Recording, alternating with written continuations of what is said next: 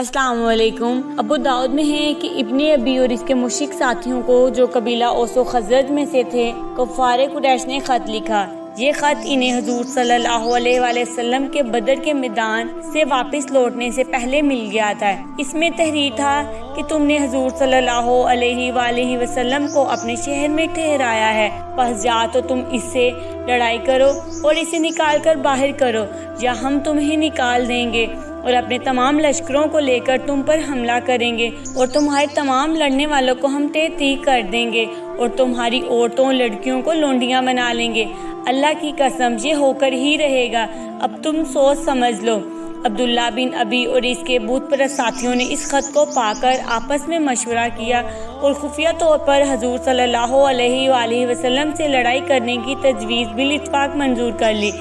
جب حضور صلی اللہ علیہ وآلہ وسلم کو یہ خبریں معلوم ہوئی تو آپ خود ان کے پاس گئے اور ان سے فرمایا کہ مجھے معلوم ہوا ہے کہ قریشیوں کا خط کام کر گیا اور تم لوگ اپنی موت کے سامان اپنے ہاتھوں کرنے لگے ہو۔ تم اپنی اولادوں اور اپنے بھائیوں کو اپنے ہاتھوں ذبح کرنا چاہتے ہو۔ میں تمہیں پھر ایک مرتبہ موقع دیتا ہوں کہ سوچ سمجھ لو اور اپنے اس بد ارادے سے باز آ جاؤ۔ حضور صلی اللہ علیہ وآلہ وسلم کے اس ارشاد نے ان پر اثر کیا اور وہ لوگ اپنی اپنی جگہ چلے گئے، لیکن قریش نے بدر سے فارغ ہو کر انہیں پھر ایک خط لکھا اور اسی طرح دھمکایا۔ انہیں ان کی قوت، ان کی تعداد اور ان کے مضبوط قلعے یاد دلائے۔ یہ پھر اکڑ میں آ گئے اور بنو نذیر نے صاف طور پر بد عہدی پر کمر باندھ لی اور حضور صلی اللہ علیہ وآلہ وسلم کے پاس قاصد بھیجا کہ آپ 30 آدمی لے کر آئیے، ہم میں سے بھی 30 ذی علم آدمی آتے ہیں، ہمارے تمہارے درمیان کی جگہ پر یہ 60 آدمی ملے اور آپس میں بات چیت ہو۔ اگر یہ لوگ آپ کو سچا مان لیں اور ایمان لے آئیں تو ہم بھی آپ کے ساتھ ہیں۔ اس بد عہدی کی وجہ سے دوسرے دن صبح رسول اللہ صلی اللہ علیہ وآلہ وسلم نے اپنے لشکر لے جا کر ان کا محاصرہ کر لیا اور ان سے فرمایا کہ اب اگر تم نئے سرے سے امن و امان کا عہد و پیمان کرو تو خیر، ورنہ تمہیں امن نہیں۔ انہوں نے صاف انکار کر دیا اور لڑنے مرنے پر تیار ہو گئے۔ چنانچہ دن بھر لڑائی ہوتی رہی۔ دوسری صبح کو آپ بنو قریظہ کی طرف لشکر لے کر بڑھے اور بنو نذیر کو یوں ہی چھوڑا۔ ان سے بھی یہی فرمایا کہ تم نئے سرے سے عہد و پیمان کرو۔ انہوں نے منظور کر لیا اور معاہدہ ہو گیا۔ اب وہاں سے فارغ ہو کر پھر بنو نذیر کے پاس آئے، لڑائی شروع ہوئی، آخر یہ ہارے اور حضور صلی اللہ علیہ وآلہ وسلم نے انہیں حکم دیا کہ تم مدینہ خالی کر دو، جو اسباب لے جانا چاہو اونٹوں پر لاد کر لے جاؤ۔ چنانچہ انہوں نے گھر بار کا اسباب جہاں تک کہ دروازے اور لکڑیاں بھی اونٹوں پر لاد دی اور جلا وطن ہو گئے۔ ان کے کھجوروں کے درخت خاصتاً رسول اللہ صلی اللہ علیہ وآلہ وسلم کے ہو گئے۔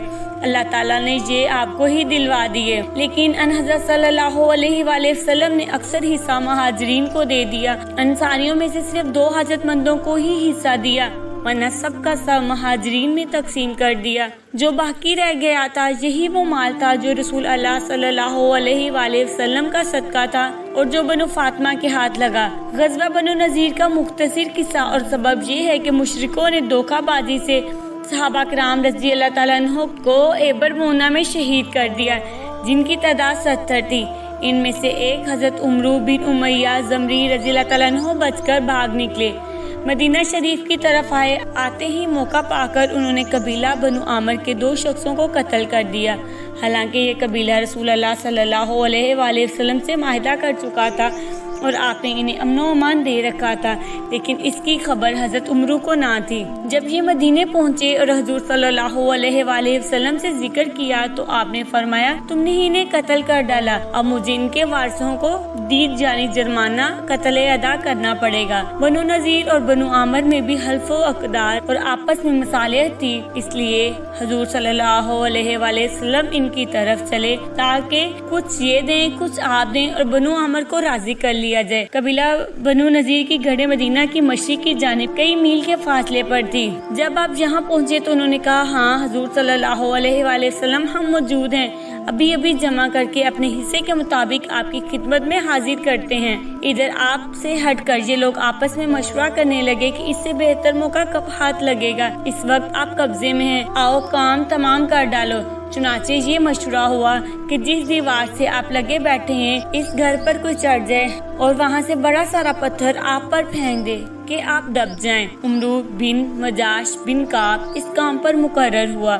اس نے آپ کی جان لینے کا بیڑا اٹھایا اور چھت پر چڑھ گیا، چاہتا تھا کہ پتھر لڑکا دے۔ اتنے میں اللہ تعالیٰ نے حضرت جبرائیل علیہ السلام کو حضور صلی اللہ علیہ وآلہ وسلم کے پاس بھیجا اور حکم دیا کہ آپ یہاں سے اٹھ کھڑے ہوں۔ چنانچہ آپ فوراً ہٹ گئے اور یہ بد باطن اپنے برے ارادے میں ناکام رہے۔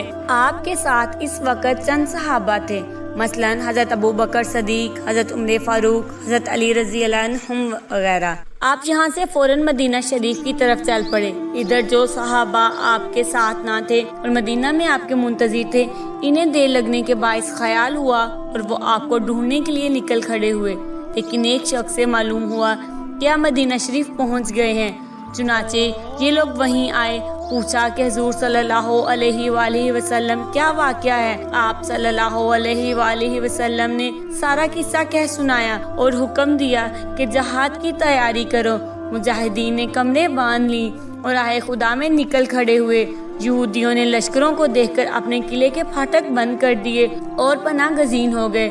آپ نے محاصرہ کر لیا، پھر حکم دیا کہ ان کے کھجور کے درخت جو آس پاس ہیں وہ کاٹ دیے جائیں اور جلا دیے جائیں۔ اب تو یہود سیکھنے لگے کہ یہ کیا ہو رہا ہے۔ آپ تو زمین میں فساد کرنے سے اوروں کو روکتے تھے اور فسادیوں کو برا کہتے تھے، پھر سے کیا ہونے لگا؟ بس ادھر تو درخت کٹنے کا غم، ادھر جو کمک آنے والی تھی اس کی طرف سے مایوسی۔ ان دونوں چیزوں نے ان یہودیوں کی کمر توڑ دی۔ کمک کا واقعہ یہ ہے کہ بنو اوف بن خزرج کا قبیلہ، جس میں عبداللہ بن ابی سلول اور ودیہ اور مالک ابن بنو کوکل اور سوید اور دائس وغیرہ تھے، ان لوگوں نے بنو نذیر کو کہلوا کر بھیجا تھا کہ تم مقابلے پر جمے رہو اور قلعہ خالی نہ کرو، ہم تمہاری مدد پر ہیں، تمہارا دشمن ہمارا دشمن ہے، ہم تمہارے ساتھ مل کر اس سے لڑیں گے اور اگر تم نکلے تو ہم بھی نکلیں گے۔ لیکن اب تک ان کا یہ وعدہ پورا نہ ہوا اور انہوں نے یہودیوں کی کوئی مدد نہ کی۔